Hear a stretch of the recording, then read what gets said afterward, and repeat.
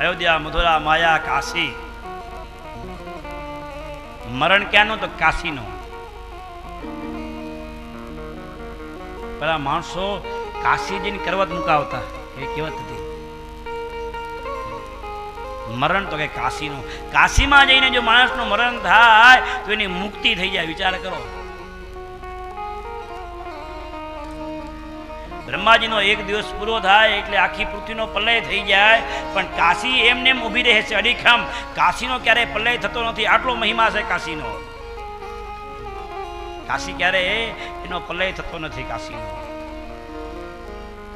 કાશી એમને એમ અડીખમ ઊભી રહે. એટલે જો માણસોનો મૃત્યુ થાય ને, મૃત્યુ એટલે આજુબાજુના ક્યાંયથી માણસો એને કાશીમાં ગંગા કિનારે લઈ જાય અને ત્યાં એનો અગ્નિ સંસ્કાર કરે.